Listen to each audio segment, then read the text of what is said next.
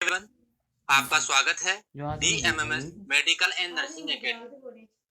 हम आपके कम्युनिकेबल भाई डिजीज दीदी सर डिस्कस कर रहे थे। यो तो आइए, आज का हमारा और गन तो टॉपिक है 3 बजे तक whooping cough, सुनना लगी रात में जिसको हम लगे डिस्कस थे करेंगे आज। सभी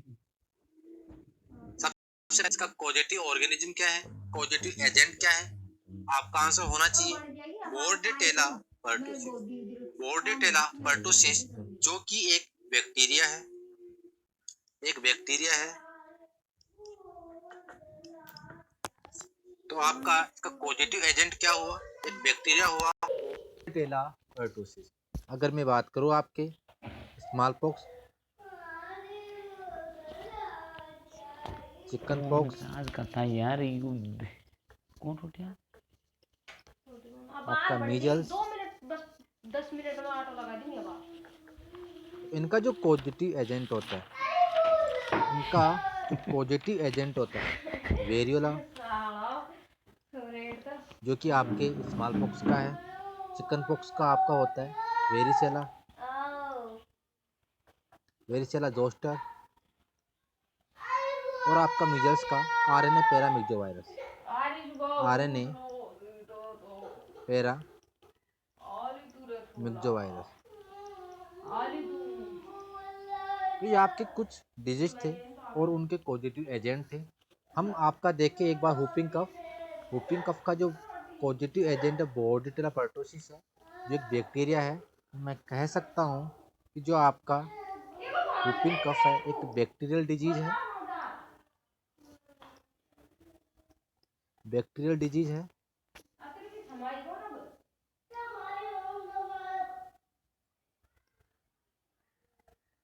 तो ये इम्पोर्टेंट मार्क कर ले इस बात को कि आपका हुपिंग कफ एक बैक्टीरियल डिजीज है। इसका पॉजिटिव एजेंट बोर्डेटेला पर्टुसिस है। इम्पोर्टेंट मार्क कर ले इस बात को, बोर्डेटेला पर्टुसिस है। आगे चलते हैं, इंक्यूबेशन पीरियड की बात करते हैं। इंक्यूबेशन पीरियड क्या होता है? तो इसमें अगर हम सबसे पहले देखें तो जो पॉजिटिव एजेंट होता है वो आपकी बॉडी में एंटर होता है, और एंटर होने के बाद में जो पहला साइन एंड सिम्टम आता है, फर्स्ट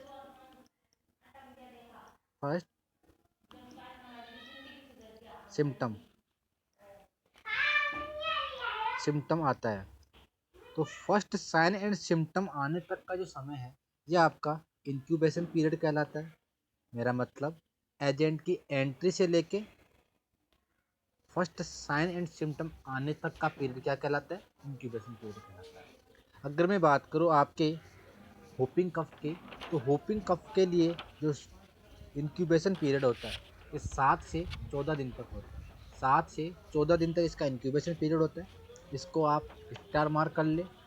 सबसे इम्पोर्टेंट, क्या ये इंक्यूबेशन पीरियड 7 से 14 दिन तक ही होता है?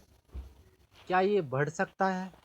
क्या 15 दिन हो सकता है, 16 दिन हो सकता है, 17 दिन हो सकता है, 18 दिन हो सकता है, 19 दिन, 20 दिन, 21 दिन?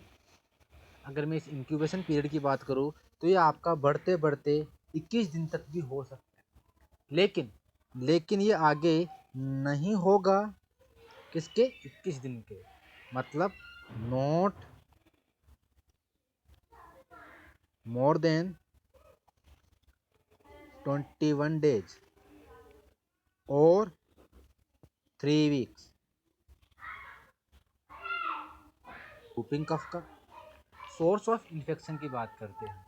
सबसे पहले अगर आपने सुना होगा चिकन पॉक्स, स्मॉल पॉक्स, तो वहाँ पे जो सोर्स ऑफ इन्फेक्शन था वो एक केस था, और यहाँ पर भी क्या है? Case of pertussis.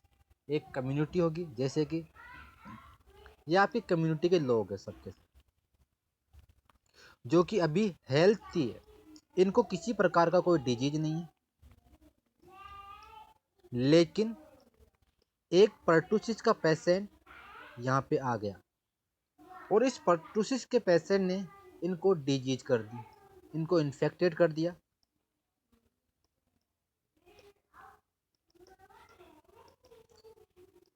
तो ऐसा देखने को मिला। तो इस पर्टुसिस के पेशेंट से डिजीज हेल्थी पर्सन में गया, जो कि क्या है आपका सोर्स ऑफ इन्फेक्शन। तो मैं कह सकता हूँ अगर आपकी कम्युनिटी में कोई पर्टुसिस का केस प्रेजेंट है तो सोर्स ऑफ इन्फेक्शन का काम करेगा। अगर मैं बात करूँ, देयर इज नो सब क्लिनिकल और क्रोनिक कैरियर स्टेज। यहाँ पे किसी प्रकार का कोई सब क्लिनिकल और क्रोनिक केयर स्टेज मतलब जो होता है सोर्स ऑफ इन्फेक्शन वो नहीं होता है। जैसे कि सबसे पहले आपका बात करें सब क्लिनिकल। चलिए ये वर्ड क्या होता है सब क्लिनिकल?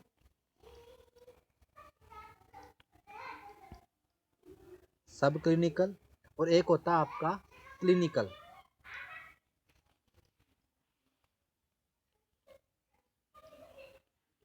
सब क्लिनिकल और क्लिनिकल। जैसे मैं सबसे पहले बात करता हूँ आपके क्लिनिकल वर्ड की, मतलब एक पेशेंट है और ये पेशेंट क्या हो चुका है, इन्फेक्टेड हो चुका है और इन्फेक्टेड होने के बाद में ये शो कर रहा है sign and symptom.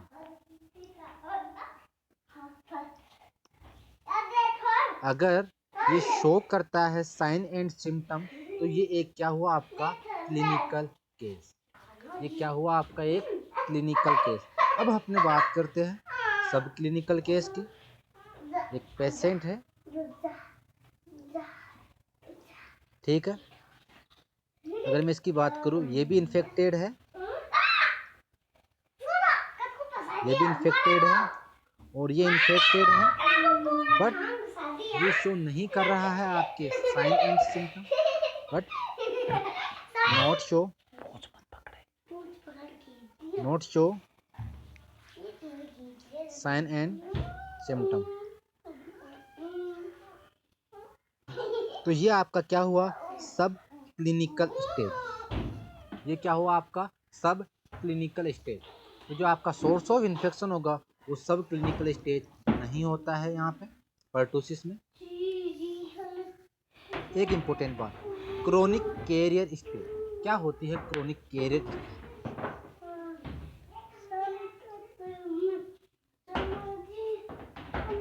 Chronic carrier stage देखो एक बार, जैसे मान के चलो हम बात करते हैं सबसे पहले आपका पॉजिटिव एजेंट जो कि प्रेजेंट है किसमें, होस्ट में प्रेजेंट है,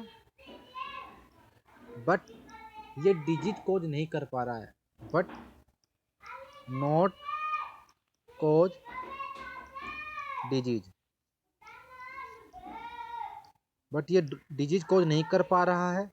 उस व्यक्ति को जिसमें ये अभी प्रेजेंट है उसको ये डिजीज कोज नहीं कर पा रहा है, तो ये क्या हुआ आपका कैरियर स्टेज हुआ। कैरियर या आपका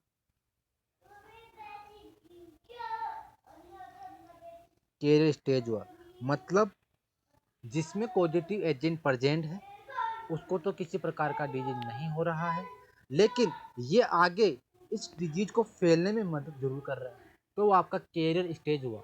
लेकिन अगर हम बात करें आपके पर्टुसिस की, तो पर्टुसिस में carrier stage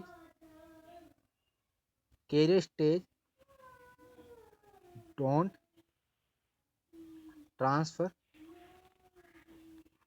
transfer disease. Pertussis में जो कैरियर स्टेज होती है वो डोंट ट्रांसफर डिजीज को ट्रांसफर नहीं करती है, सोर्स ऑफ इन्फेक्शन का काम नहीं करती है। तो ये एक इम्पोर्टेंट वर्ड हुआ। आगे चलते, इन्फेक्टिव मटेरियल, कौन कौन सा मटेरियल होगा या कौन कौन सा मटेरियल होगा जो कि इन्फेक्टिव होगा। सबसे इम्पोर्टेंट बात, आपको पता है कि जो हुपिंग कफ है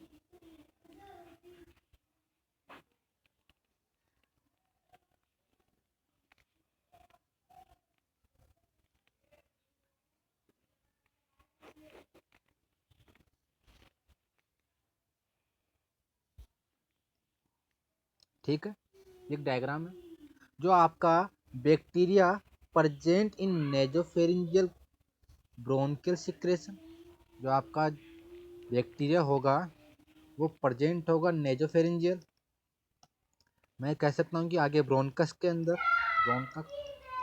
तो यहाँ पर जो प्रेजेंट होगा बैक्टीरिया, और वो यहाँ के सिक्रेशन में प्रेजेंट होगा, और ये सिक्रेशन क्या करेंगे, इन्फेक्टिव मटेरियल होगा ये, मतलब ये जैसे खांसता है पेशेंट, स्नीजिंग करता है, कफ करता है, तो कफ के प्रेशर के साथ ये सिक्रेशन हेल्थी पर्सन की ओर जाएंगे, हेल्थी पर्सन के ऊपर प्रोजेक्ट होंगे, तो क्या ये इन्फेक्टिव मटेरियल कहलाएंगे? हाँ, ये इन्फेक्टिव मटेरियल कहलाएंगे। नेजोफेरिंजियल और ब्रोंकियल सिक्रेशन ये आपका इन्फेक्टिव मटेरियल कहलाता है। इन्फेक्टिव पीरियड, कौन सा ऐसा पीरियड है जो कि इन्फेक्टिव पीरियड के नाम से जाना जाता है? सबसे इम्पोर्टेंट बात आपको बता दें, जो आपका होपिंग कफ है, होपिंग कफ, ये मेनली 3 स्टेज में कंप्लीट होता है। फर्स्ट कैटेरल, कैटेरल स्टेज, दूसरा पैरोक्सिस्मल, तीसरा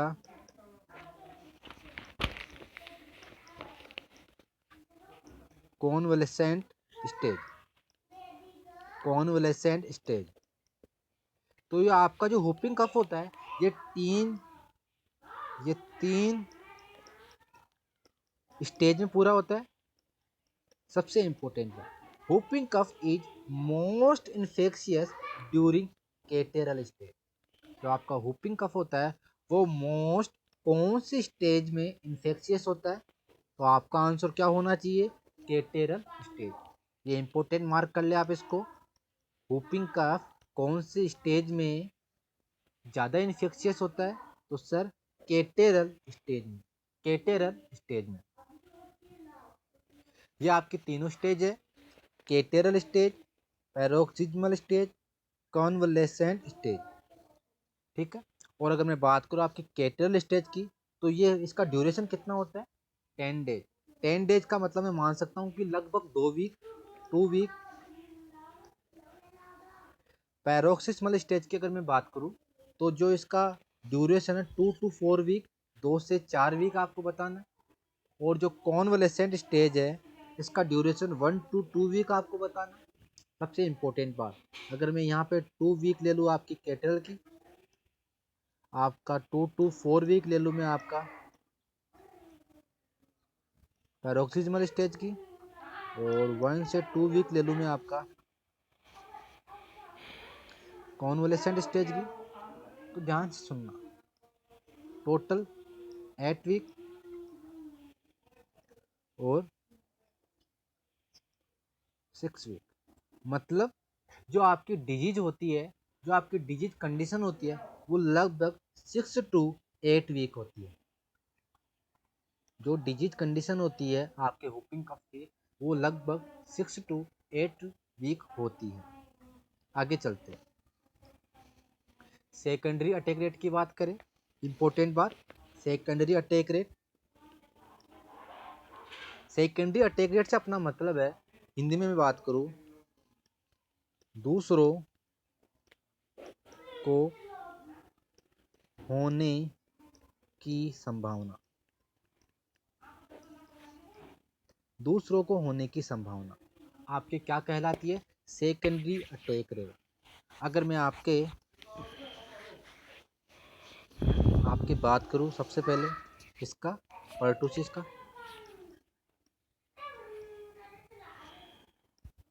तो पर्टूसिस के लिए आपके 90 या 90 से मोर देन होती है। आपको याद होगा मीजल्स, मीजल्स के लिए आपका 80% होती है। अगर मैं बात करूँ चिकन पॉक्स, तो चिकन पॉक्स के लिए भी होती है 90%। तो ये आपकी सेकेंडरी अटैक रेट हो गया। आगे चलते, होस्ट फैक्टर क्या क्या हो सकता है? ऐसी कौन सी एज है जो कि हुपिंग कफ या आपका पर्टुसिस के लिए होस्ट फैक्टर है या रिलायबल एज है, और कौन से जेंडर को आपका हुपिंग कफ ज़्यादा अफेक्ट करता है। सबसे इम्पोर्टेंट, आपका इन्फेंट और प्री स्कूल चाइल्ड, मतलब आपका जो इन्फेंट होता है बर्थ से 1 ईयर एज,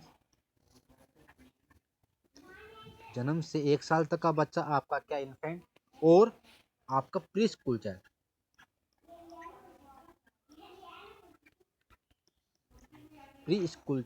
लगभग 3 से 6 साल तक का बच्चा आपका प्री स्कूल चाइल्ड। तो क्या हुआ, ये आपके मेनली अफेक्टेड होते इन्फेंट और प्री स्कूल चाइल्ड। इसका मतलब मैं कह सकता हूँ कि बर्थ से लेके 5 ईयर, बर्थ से लेके 5 साल तक के बच्चे ने धरी थी मेनली क्या होंगे, वो हाई पहले मौसम इंसिडेंस बैठी होंगे। थी जो महीने बैठ इनको फटबल और वो उठा पर्टुसिस होने की संभावना ज़्यादा है, ठीक है, बिलो 5 ईयर ऑफ एज। तो ये आप इम्पोर्टेंट मार्क कर ले इसको। जो एज ग्रुप बताना आपको, जन्म से लेके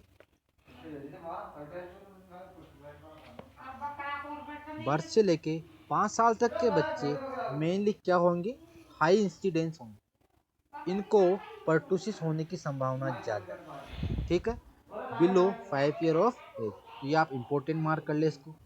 जो एज ग्रुप बताना आपको, जन्म से लेके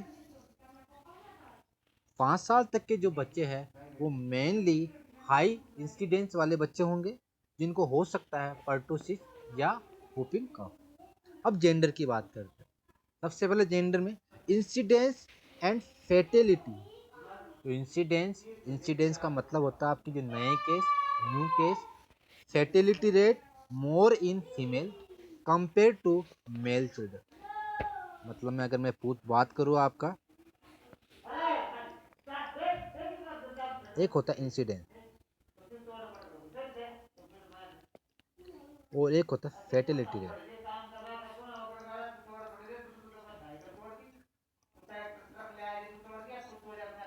ये इंसिडेंस और जो फेटेलिटी रेट होती है वो आपकी मैक्सिमम देखने को मिलती है या मोर देखने को मिलती है in female children.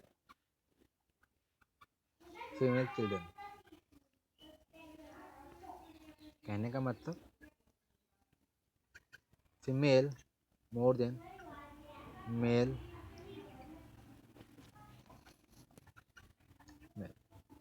Mail children, मतलब फीमेल चिल्ड्रन और एक हो गया आपका मेल चिल्ड्रन। तो अगर मैं जेंडर की बात करूं, फीमेल चिल्ड्रन में आपको हुपिंग कफ होने का संभावना ज़्यादा है, इसकी तुलना में मेल चिल्ड्रन की तुलना में।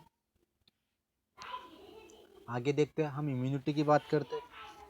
इम्यूनिटी की बात करें तो सबको पता है एक बात कि आपका मदर और ये आपका इन्फेंट, तो मदर और इन्फेंट मदर से वर्टिकल ट्रांसमिशन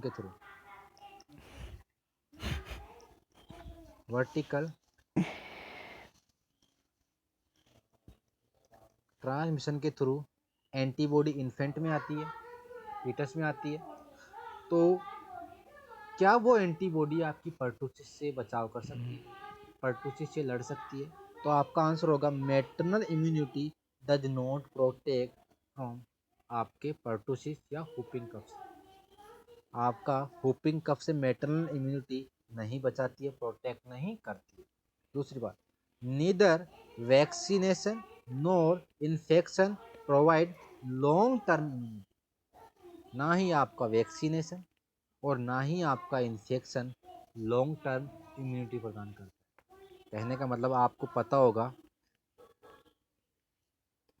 अगर आपने सुन रखा होगा DPT, diphtheria pertussis tetanus, pertussis नाम आ रहा है, तो ये आपका लॉन्ग टर्म इम्यूनिटी नहीं देता है।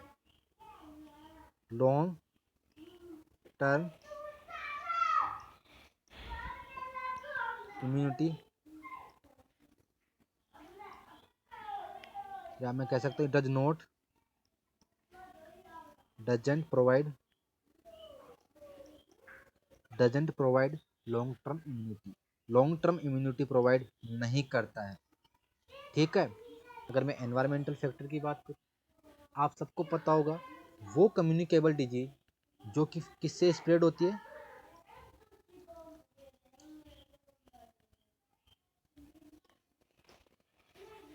जो कि जैसे मान के चलो कुछ रेस्पिरेटरी डिजीज है, कुछ रेस्पिरेटरी कम्युनिकेबल डिजीज है।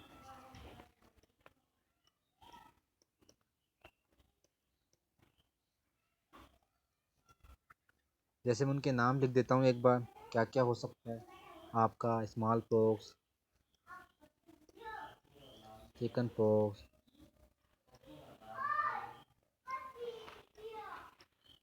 आपका मीजल्स, इन्फ्लुएंजा,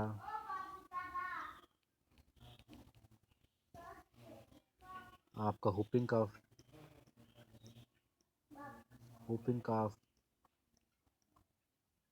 डिप्थीरिया, आपका डिप्थीरिया, ट्यूबरकुलोसिस,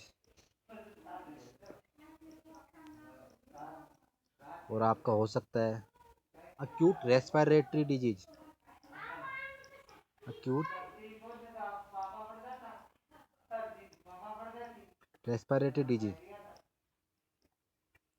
और कुछ जैसे आप रूबेला, आपका मम्स। तो ये वो डिजीज है जो कि रेस्पिरेटरी रूट से कम्युनिकेट होती है, फैलती है। तो अगर मैं इनकी बात करूँ मेनली, तो ये आपके विंटर मौसम में ज़्यादा देखने को मिलती है, सर्दियों के मौसम में ये सभी डिजीज ज़्यादा देखने को मिलती है, और आपका स्प्रिंग, जो आपका वसंत ऋतु आता है, वसंत का महीना आता है, उस समय आपका ये डिजीज ज़्यादा देखने को मिलता है। तो ये आपका एनवायरमेंटल फैक्टर लगभग इनमें सब में सेम होता है। आगे देखते हैं mode of transmission. Mode of transmission क्या होगा इस डिजीज का, फैलने का ट्रांसमिशन क्या होगा। तो सबसे पहले हम बात करें इसमें droplet infection. Droplet infection, important बात, ड्रॉपलेट इन्फेक्शन से कैसे फैलेगा।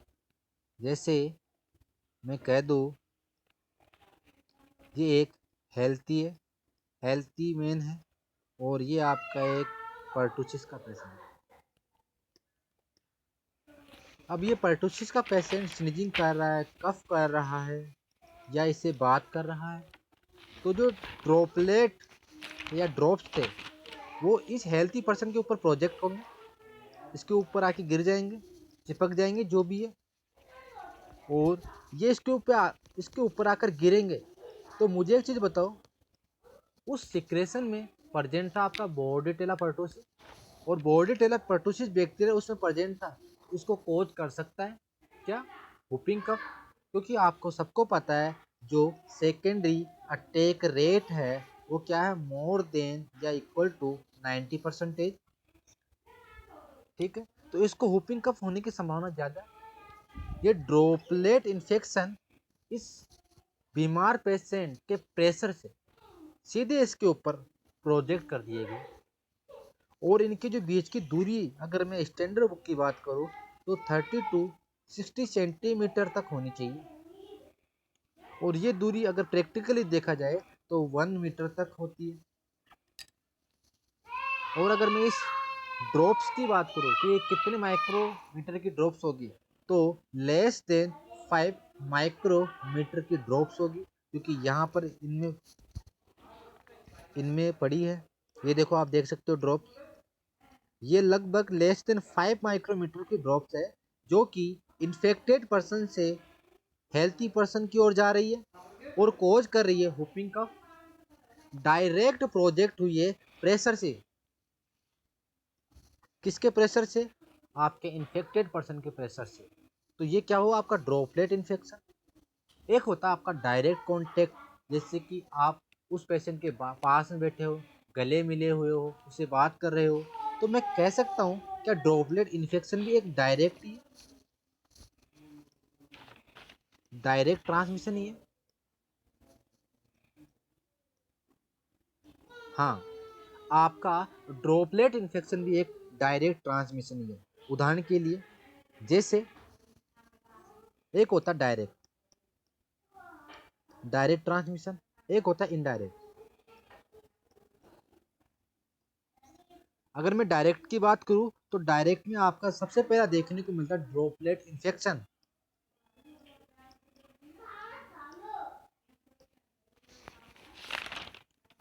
और अगर मैं इनडायरेक्ट की बात करूं तो इसमें सबसे पहले आपका एक मीडियम आएगा, एक माध्यम आएगा। तो जैसे मैं बात करता हूं सबसे पहले आपका एयर वाला, एयरबोर्न। तो ये एयरबोर्न डिजीज है जो कि कैसे फैलती है? एयर के द्वारा फैलती है। जो आपके न्यूक्लियाई होंगे, जैसे सबसे पहला ड्रॉपलेट न्यूक्लियाई, तो ये आपके एयरबोर्न डिजीज है जो कि क्या इनडायरेक्ट मेथड है। और अगर मैं ड्रॉपलेट इन्फेक्शन की बात करूं तो क्या है, एक डायरेक्ट ट्रांसमिशन है। तो आप यहाँ देख सकते हो ड्रॉपलेट इन्फेक्शन मतलब डायरेक्ट ट्रांसमिशन हो रहा है, ये सारा ये डायरेक्ट हो रहा है। आप कफिंग कर रहे हो, स्नीजिंग कर रहे हो, डायरेक्ट उस हेल्थी पर्सन पर आप ड्रॉप्स को प्रोजेक्ट कर रहे हो। तो ये क्या हुआ आपका डायरेक्ट ट्रांसमिशन ड्रॉपलेट इन्फेक्शन के द्वारा। और जो ड्रॉप्स की साइज होगी लेस देन 5 माइक्रोमीटर, 5 मल्टीप्लाई 10 की पावर -6 मीटर। माइक्रो का मतलब 10 की power -6 metre. Secondary attack rate 90% या मोर देन 90% आपको बता के चलना। आगे देखते हैं। क्लिनिकल स्टेज की बात करूँ तो ये आपकी मैं 3 स्टेज पीछे बताकर आ रहा हूँ कि सबसे पहले केटेरल स्टेज जो कि लगभग 10 डेज या 2 वीक तक होती है। पैरोक्सिज्मल स्टेज आपका लगभग 2 से 4 वीक होता है। और आपका एक होता है convalescent stage, convalescent stage, convalescent stage 1 से 2 वीक तक, 1 से 2 वीक तक। अगर मैं पूरी डिजीज कंडीशन की बात करूँ तो लगभग 6 टू 8 वीक आपको बताना है। अब हम एक एक स्टेज को पढ़ेंगे। सबसे पहले आप चलते हैं केटेरल स्टेज। केटेरल स्टेज क्या होता है, इसमें हम चलते हैं सबसे पहला, जैसे मान के चलो केटेरल स्टेज।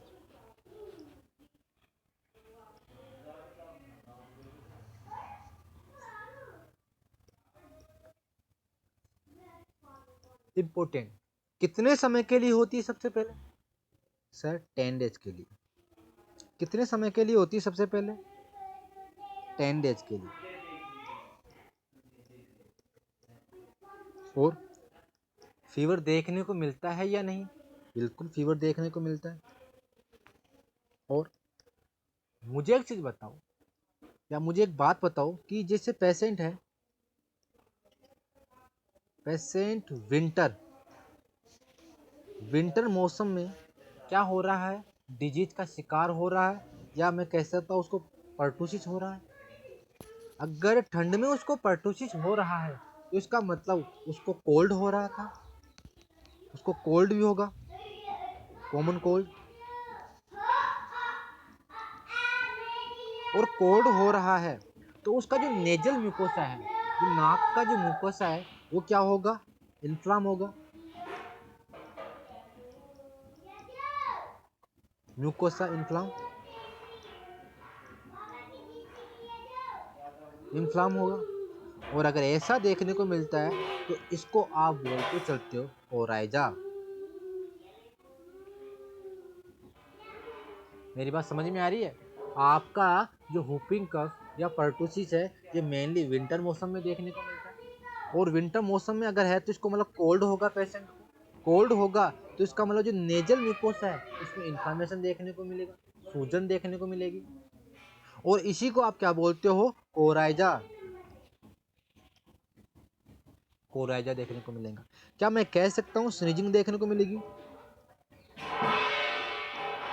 स्नीजिंग देखने को मिलेगी, बिल्कुल देखने को मिलेगी। क्या कफ देखने को मिलेगा?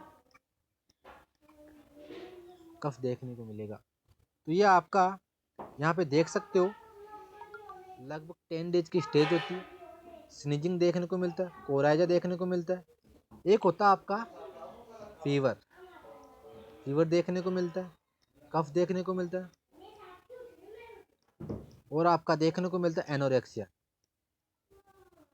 एनोरेक्सिया एनोरेक्सिया आप जानते हो एक ईटिंग डिसऑर्डर है।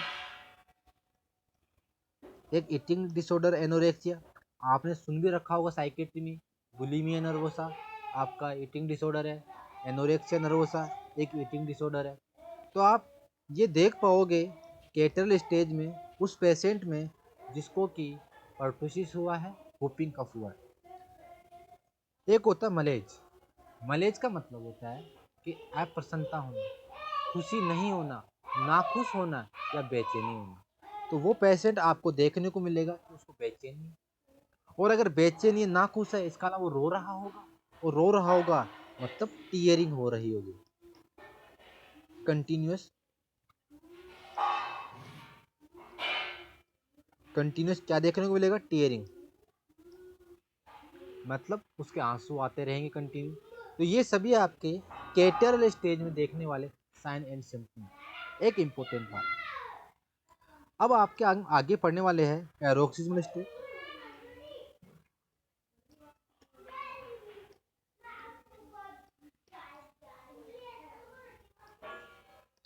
इम्पोर्टेंट बात क्या है देखते।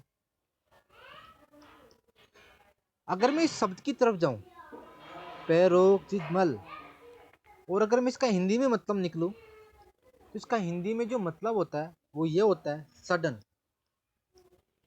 Sudden increment, sudden increase, sudden increase. ये इसका क्या होता है मतलब होता है। तो क्या सडन इंक्रीज होता है? जैसे पेशेंट को क्या था, आप सबको पता है कफ था, कफ था केटरल स्टेज में, और इस स्टेज में आने के बाद में आपकी पैरोक्सिस्मल स्टेज में आने के बाद में क्या देखने को मिलता है? ब्रस्ट, रैपिड और कंटिन्यूअस,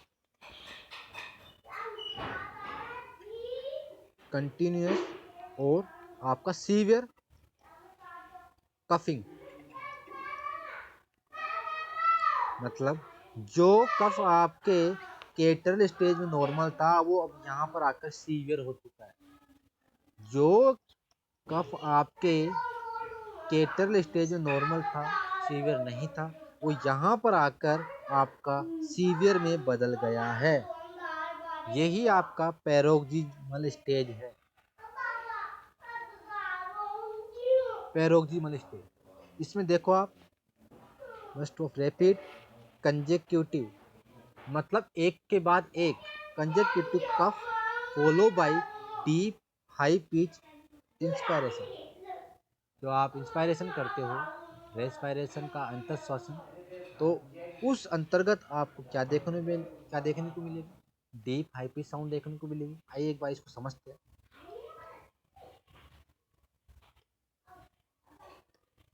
पेशेंट को कंटिन्यू कफ हो रहा है,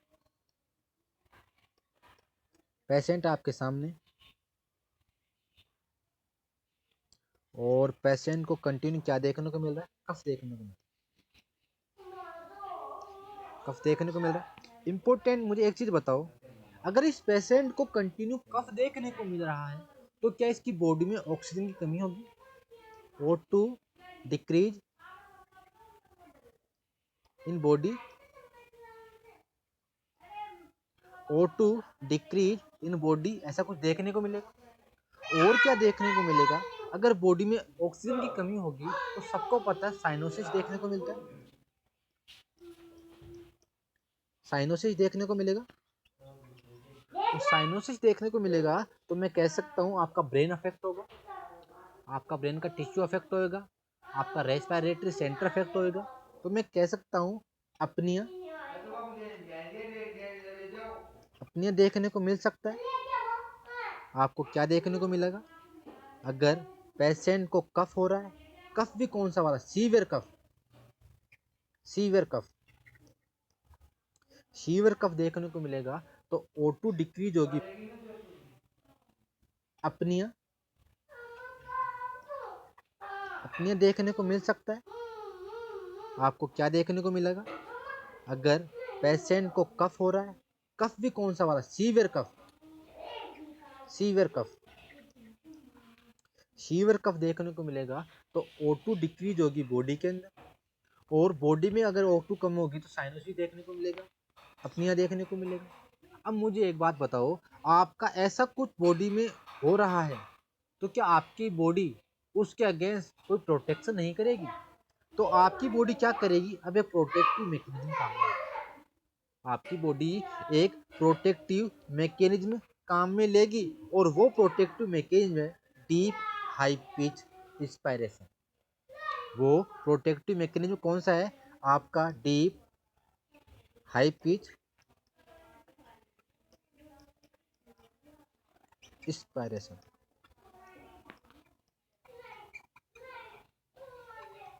तो ये देखने को मिलेगा कब? जब ऐसी कंडीशन आएगी, मतलब अब आपका पेशेंट इंस्पायरेशन करेगा, और वो भी कौन सा करेगा? डीप इंस्पायरेशन करेगा, हाई पिच इंस्पायरेशन करेगा, और आपको ऐसा लगेगा कि वो हूप कर रहा हो। आपको क्या लगेगा? कि आपका पेशेंट हूप कर रहा है या हूप साउंड प्रोड्यूस कर रहा है, produce hoop sound,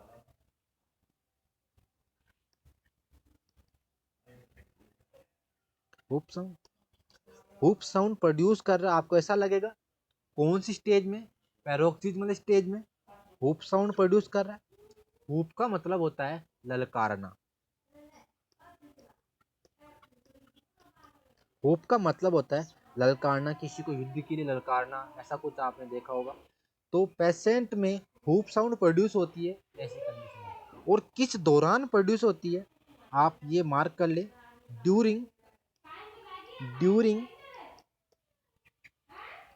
during inspiration,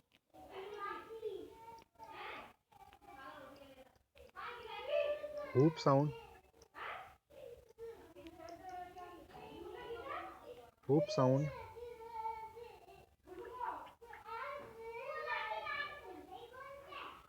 sound produce. तो अब आपको ये लाइन समझ में आ गई होगी मेरे हिसाब से। आपका इसमें रैपिड कंजेक्यूटिव कफ देखने को मिलता है, डीप हाई पिच इंस्पायरेशन देखने को मिलता है, हूप साउंड देखने को मिलता है। तो ये सभी कौन सी स्टेज में देखने को मिलता है? पैरोक्सिज्मल स्टेज में देखने को मिलता है। वोमिटिंग देखने को मिलती है, साइनोसिस एंड अपनिया देखने को मिलता है। तो ये सभी बातें मैं आपको बता चुका हूँ।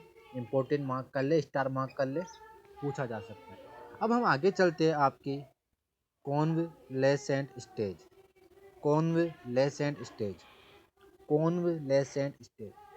अगर मैं इस कॉन्वलेसेंट स्टेज का अगर मैं हिंदी में शाब्दिक अर्थ देखूं तो इसका मतलब होता है कि आप ठीक हो रहे हो या स्वच्छता की ओर।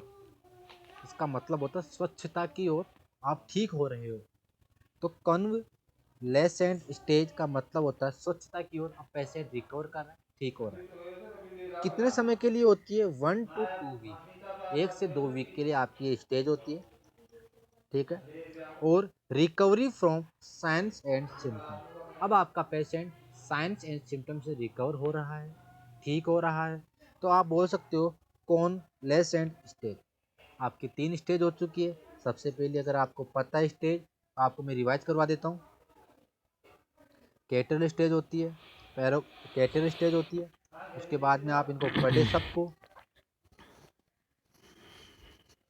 यह आपका पैरोक्सिज्मल स्टेज होगी, और यह आपका कॉन्वलेसेंट स्टेज आपका 3rd स्टेज हुआ पर्टुसिस का, होपिंग कफ का।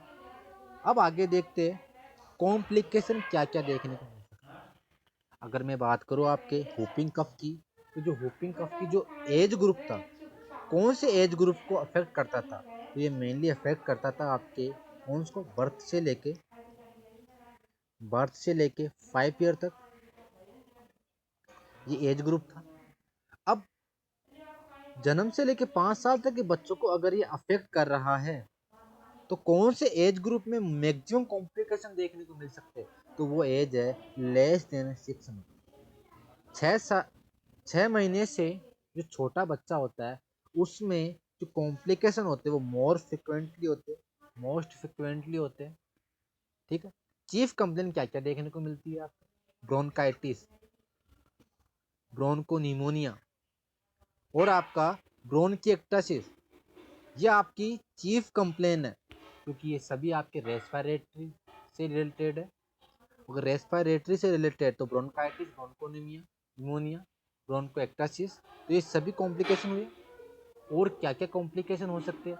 आपका एपिस्टाक्सिस यानी आपका नोज ब्लीडिंग, आपको पता होगा इसके बारे में, नोज ब्लीडिंग।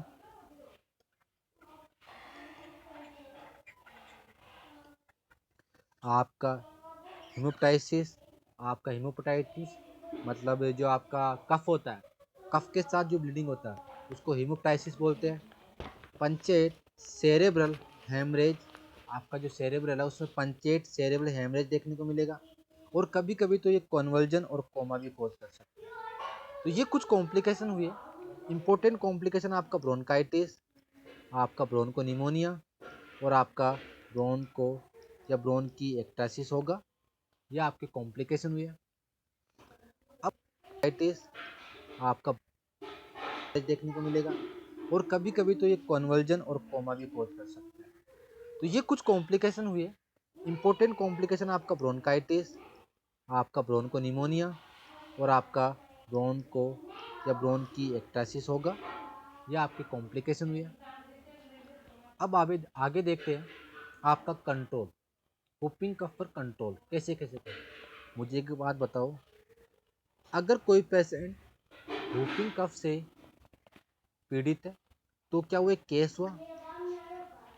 एक केस हुआ तो हमें एक केस का क्या करना पड़ेगा? कंट्रोल करना पड़ेगा। अगर कोई हेल्थी पर्सन इस केस के आसपास आके बैठ जाता है, इस केस के आसपास आके बैठ जाता है और इसको भी बोर्डेटेला पर्टुसिस का क्या हो गया है, मतलब एंट्री हो गया है, एक्सपोज हो गया है, तो अब ये क्या कहलाएगा? आपका कॉन्टेक्ट वाला केस, मतलब ये कॉन्टेक्ट में आ चुका है। तो हम आपका कंट्रोल पढ़ेंगे सबसे पहले केस का एक और दूसरे नंबर का कॉन्टेक्ट। तो जैसे ही मैं बात करूँ आपके केस की, सबसे पहले केस की, तो मुझे एक बात बताओ, अगर आपका कम्युनिटी में कोई पर्टुसिस का, होपिंग कफ का अगर कोई केस है और वो डायग्नोस नहीं हुआ है, तो क्या आप पता कर सकते हो कि उसको होपिंग कफ है? बिल्कुल नहीं। तो आप क्या करोगे? पहले तो उसका अर्ली डायग्नोसिस करोगे। अर्ली डायग्नोसिस आप कैसे करोगे? Bacterio bacteriological examination.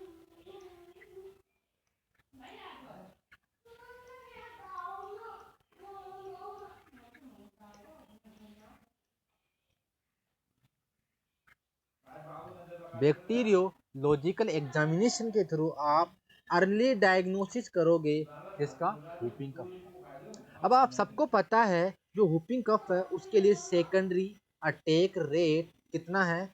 90% और 90% से ज़्यादा है। अगर आपको ऐसा देखने को मिल रहा है तो आपको पेशेंट को आइसोलेट करना होगा। अगर आपने ऐसा नहीं किया तो ये डिजीज किसी और को भी फैल सकता है। आगे बात करते हैं ट्रीटमेंट की। अब आपने इस पेशेंट को आइसोलेट कर दिया, अब अपना मेन काम होगा इसका ट्रीटमेंट करना, इलाज करना। डिसइंफेक्शन, जो भी सिक्रेशन होते हैं, nasopharyngeal secretion, bronchial secretion, nose secretion, throat secretion, आप इनको क्या करो? डिसइंफेक्टेड करो। जो भी सिक्रेशन है, डिस्चार्ज, इनको क्या करो? डिसइंफेक्टेड करो। अब हम बात करते हैं इसका ट्रीटमेंट क्या क्या होगा, अर्ली डायग्नोसिस क्या होगा। अगर मैं अर्ली डायग्नोसिस की बात, जो भी सिक्रेशन है, डिस्चार्ज, इनको क्या करो? डिसइंफेक्टेड करो। अब हम बात करते हैं इसका ट्रीटमेंट क्या क्या होगा, अर्ली डायग्नोसिस क्या होगा। अगर मैं अर्ली डायग्नोसिस की बात करूं तो बैक्टीरियोलॉजिकल एग्जामिनेशन आपको करना होगा। अब हम चलते हैं ट्रीटमेंट पे। मोस्ट इंपॉर्टेंट क्वेश्चन आप मार्क कर ले, drug of choice pertussis. Treatment पे मोस्ट इंपॉर्टेंट क्वेश्चन आप मार्क कर ले, drug of choice pertussis, drug of choice whooping cough, erythromycin. आपको बता के चलना। अगर मैं इसकी डोज की बात करूं तो आपका 30 to 50 मिलीग्राम पर केजी बताना है, और ये 2 डोज में देते हैं, 2 डोज में देते हैं। और कितने समय के लिए देते हैं सर? 10 डेज के लिए देते हैं। तो यह आपका whooping कफ का हुआ, इधर दे भी रखा है 30 से 50 मिलीग्राम पर केजी के हिसाब से। 2 डिवाइडेड डोज देनी होती है और 10 डेज के लिए देनी होती है। तो ये क्या,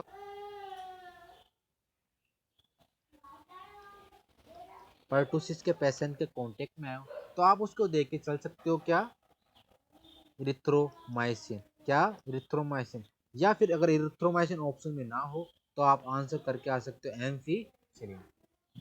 तो ये आपका पर्टुसिस whooping कफ था। आप देख सकते हैं इसमें एक बार रिवाइज के तौर पे इन्फेक्शन के साथ साथ चिल्ड्रन की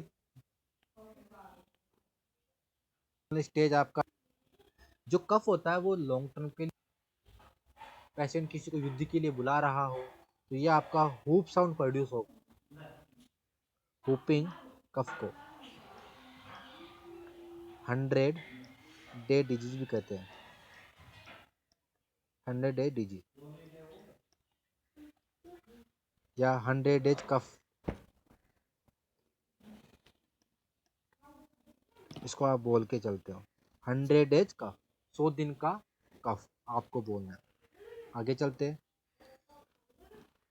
ये कॉन्वलेसेंट स्टेज हुआ। कॉम्प्लिकेशन क्या क्या हो सकते हैं, इंपॉर्टेंट नाम का ब्रोंकाइटिस, ब्रोंकोनिमोनिया, ब्रोंकिएक्टासिस। अगर मैं कंट्रोल की बात करूँ, अगर एक केस का कंट्रोल मुझे करना होगा उसका सबसे पहले डायग्नोस करो। आपने डायग्नोस कर लिया, अब उसको आइसोलेट कर दो। आपने आइसोलेट भी कर लिया, आइसोलेट होने का कारण क्या था, सेकेंडरी अटैक रेट बहुत ज़्यादा होती है इसलिए आपने उसको आइसोलेट किया। ट्रीटमेंट आपको करोगे, ट्रीटमेंट किससे करोगे, आपको रिथ्रोमाइसिन देनी होती है। कितनी देनी होती है, 30 से 50 मिलीग्राम पर केजी के हिसाब से देनी होती है, और दिन में 2 डोज देनी होती है, 10 डेज के लिए देनी होती है। तो ठीक है, ये आप बात बता के चलो, इरिथ्रोमाइसिन होगा, आपको जो उसके डिस्चार्ज है उनको डिसइंफेक्शन करना होगा। इरिथ्रोमाइसिन देनी होती है 30 से 50 मिलीग्राम पर केजी, ये सब मैं बता चुका हूँ। कॉन्टेक्ट में अगर कोई पेशेंट आया हो तो आप उसको इरिथ्रोमाइसिन दे के चल सकते हो, एम्पीसिलिन दे के चल सकते हो। कब तक देना है, 10 दिनों तक देना है। तो ये आपका हुपिंग कफ कंप्लीट हुआ। इसके आगे हम ब्रेक के बाद बात